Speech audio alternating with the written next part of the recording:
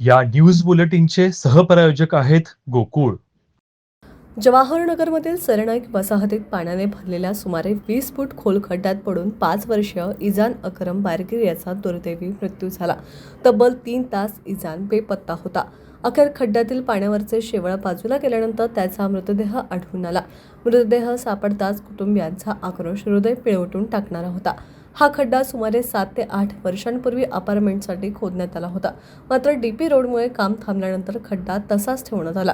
नागरिकांनी अनेक वेळा महापालिकेकडे पाठपुरावा, निवेदने आणि आंदोलन करूनही प्रशासनाने दुर्लक्ष केल्याचा आरोप आहे.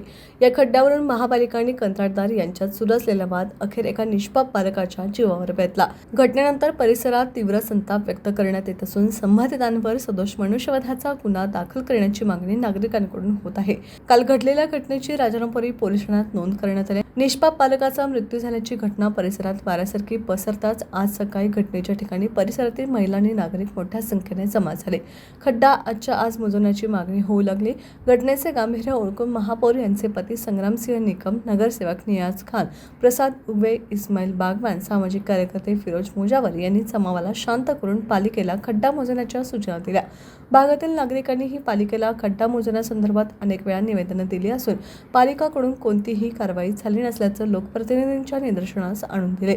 आता हा खड्डा कधी मोजणार आणि जागा मालक, कंत्राटदार यांच्यावर काय कारवाई होणार याकडे सर्वांचं लक्ष लागलंय.